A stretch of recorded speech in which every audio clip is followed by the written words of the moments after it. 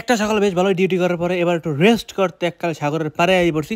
আমি এখন যে রেস্টুরেন্টের সামনে আছি এটা আসলে দেখে বোঝানো যায় না যে এটা আসলে রেস্টুরেন্ট, বার নাকি কোনো জেলখানা নাকি কোনো ঘরবাড়ি।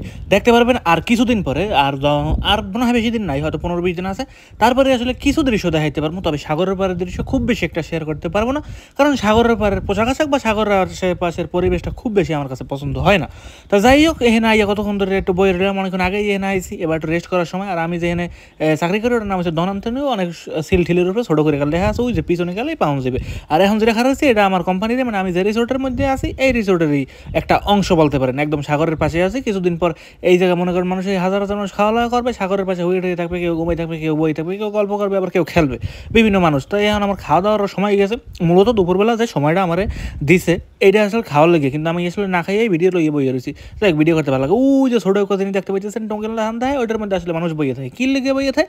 সাগরের মধ্যে বিভিন্ন সময় গোসল টোসল করতে দেয়, বিপদ আপদের সম্মুখীন হয়, ওখানে যারা বইয়ে থাকবে হ্যাঁ আসলে কন্ট্রোল করে সব কিছু সমাধান করে দেবে, এই লিগে ওখানে বইয়ে থাকে। মূলত সাগরের 3 মাস বিভিন্ন ক্যাটাগরির মানুষ কাজ করে এইসব দেশে।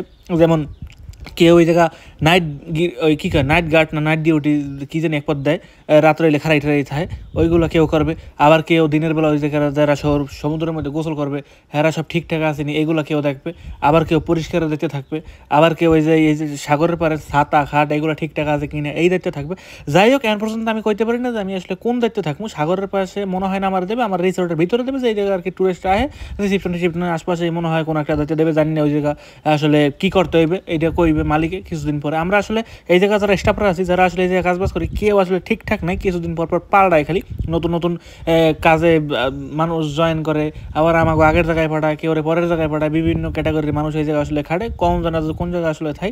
তবে সামনে হইতে আশা করি চাপ একটু বেশি হইবে, কারণ এখন আমি বর্তমানে ডিউটি করতে আছি 6 ঘন্টা, সকালে 4 ঘন্টা আর বিকালে 2 ঘন্টা, কিন্তু কিছুদিন পর লাগবে 8 ঘন্টা, মানে কিছুদিন পর করা লাগবে 8 ঘন্টা, সকালে 4 ঘন্টা আর বিকালে 4 ঘন্টা। তবে ওই সময় একটু শান্তি থাকতে পারে, যেমন সকাল 8টা থেকে সম্ভবত দুপুর 12টা পর্যন্ত, তারপর বিকাল 4টা থেকে রাত 8টা পর্যন্ত। তবে আমি আসলে টাইমটা ঘুরাইতে পারি, কারণ আমার আসলে একটু লেখাপড়ার কাম আছে, বা ইতালির ড্রাইভিং লাইসেন্স নিয়ে অনেক রকমের গবেষণা আছে, ওইগুলো পড়তে হবে। সো জানি না যে আসলে কোন টাইমে কী নেই। যাই হোক, পরে দেখা যাবে।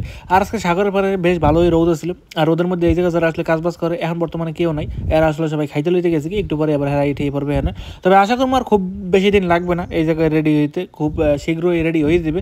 আমি এখন এই জায়গায় বসে একা একা খাওয়ার সময় অনেকে কইতে পারেন যে বাসা কি লেগে যায় না, বাসা আমার এই জায়গায় খুব কাছেই, যাইতে হয় সম্ভবত 15-20 মিনিট লাগে। তবে আমি চাই না যে 15-20 মিনিট শরীরে পরিশ্রম করিয়ে শরীরটারে এত কষ্ট দিয়ে আর বাসায় যাই আবার দৌড়তে আহি, তারপরে সাইকেলে প্যাডেল দিয়ে যাইতে যে কষ্ট হয়েছে। কিছুদিন পরে ভাবতেছি যে একটা ব্যাটারি সাইকেল কিনবো, বা যেই জিনিসটার মাধ্যমে আর কি সহজে বাসায় যাইতে পারি ওরকম একটা পদ্ধতি কিনতে হবে, কেনার পরে বাসায় সহজভাবে যাইতে পারে। দেখা হবে পরবর্তী ব্লগে, ভালো থাকবেন, বাই বাই।